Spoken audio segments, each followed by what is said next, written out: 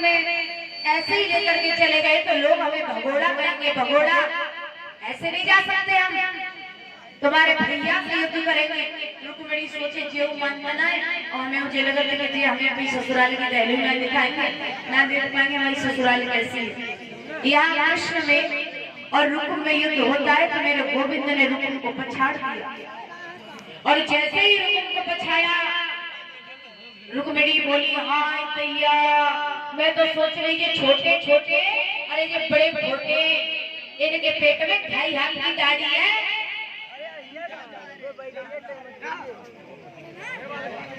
एकदम से रुक्मिणी बोली सैया मेरे भैया को छोड़ दो, अगर मेरा भैया मर गया तो मेरे माथा से ये कलंक का टीका कभी नहीं छूटेगा। रुक्मिणी की तरफ देखा रुक्म को क्षमा कर दिया, लेकिन आधा सर आधी दाढ़ी आधी मूछ मुड़वा के भगा दिया।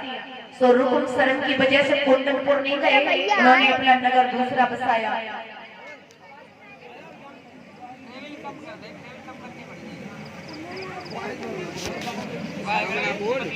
अब इधर शिशुपाल को मालूम पड़ा, शिशुपाल अपनी सेना को लेकर के चला तो यहाँ बलराम ने भगवान कन्हैया से कहा कि कृष्ण तुम बहू को लेकर द्वारका जाओ, इन्हें मैं देख लूंगा। रुकुम वहां से चले गए, शिशुपाल की सारी सेना को बलराम ने परास्त किया है। अब भगवान कन्हैया रुक्मिणी को लेकर के द्वारका नगरी में पहुंचे। बोलिए गोविंद भगवान की। जमीन पर खड़े होकर के नंगे पैर है नंगे हो तो इसे मंच में करंट लग जाए और ऊपर से चुप्पा निकाल तो 3 बार लगो फिर उन्हें पूछो कल्याण सिंह मंत्री को उन्हें पकड़ ले टेबल आके तो उन्हें करंट मारे थे हमें मारे हम वही का बोल तू रोई तुमसे ज्यादा अंतर लग रहा हूँ कोई एकदम तेरे। बोलिए गोविंद भगवान की। भगवान कन्हैया रुक्मिणी को लेकर के द्वारका नगरी में पहुंचे। शादी की तैयारियां हुई, रुक्मिणी को दुल्हन बनाया गया, कन्हैया को दूल्हा बनाया गया और शादी की तैयारियां होती है। रुक्मिणी उदास बैठी है क्योंकि उनका कन्यादान करने वाला कोई नहीं है। भगवान कन्हैया ने देवताओं को आदेश दिया कि देवताओं रुक्मिणी परेशान है, उनके पियर का कोई नहीं है, एक काम करो तुम रुक्मिणी की तरफ होकर के उसका कन्यादान करो। तो आज देवता रुक्मिणी की तरफ होकर के उसका कन्यादान करने के लिए आए हैं। आप देवी बन जाओ, आप देवता बन जाओ। रुक्मिणी का जो मेन शादी होती है ना रुक्मिणी की वो आज है, कन्यादान कर लो। उसके बाद में सुदामा चरित्र की झांकी बहुत सुंदर है। आज की बात है, थोड़ी बहुत लेट रह जाए तो बर्दाश्त करिए, बैठी रही हो। तुम पर तो भरोसा है, इन पे भरोसा सही है, बैठी रही। सबसे पहले कन्यादान करेंगे। परीक्षा जी चलो पहले आप ही कन्यादान करो। ये और कमेटी वाले जो भी है राजा राम भैया, कालीचरण भैया और कहाँ चले गए बाकी के सब? आप पीछे बैठे लीजिए। अरे हाँ मैं तो सब नहीं बैठे, पूजा के टाइम पे सब बात करके गए भैया। आ जाओ कन्यादान कर लो। भैया जोड़ा से करा लो हमारे चरण सिंह भैया सब लोग आ जाओ। सभी उठ गए यहाँ माखनू भैया ना कोई रुक्मिणी जी का कन्यादान होता है।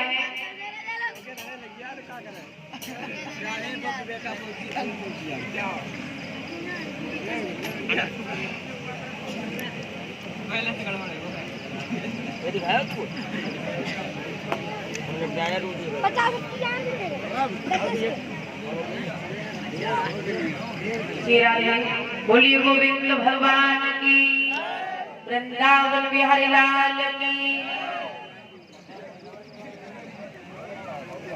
रुक्मिणी जी का कन्यादान होता है। देखो जल्दी जल्दी से कन्यादान कर लेना, ठीक है। और उसके बाद में सुदामा चरित्र परीक्षित मोक्ष। अरे ले लियो कन्या दान रुक्मिणी की हुई रही सगाई।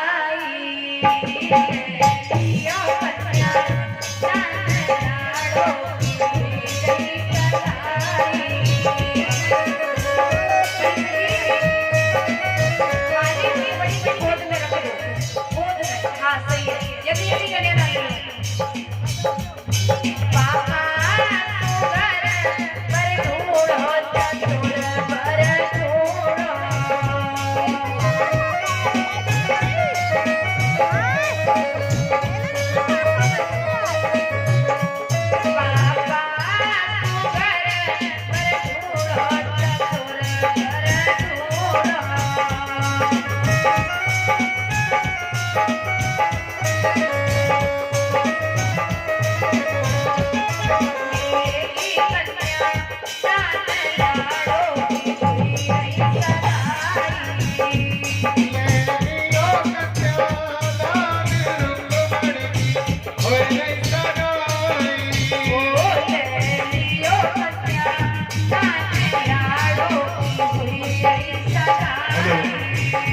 ले लियो कन्यादान रुक्मणी की होइले सगाई।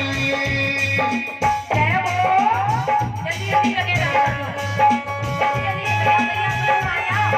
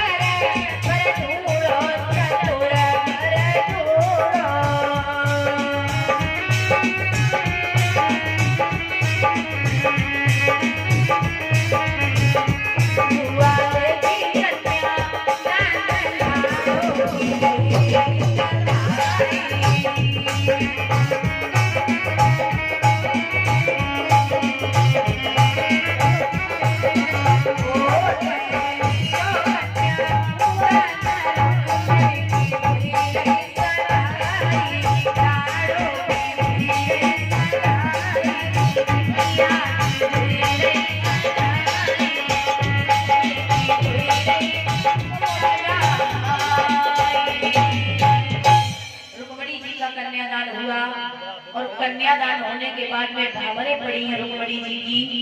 तो याद रखना भगवान कन्हैया का पहला विवाह रुक्मणी जी के साथ में हुआ है। ध्यान से सुनेंगे, पहला विवाह रुक्मणी जी के साथ में हुआ।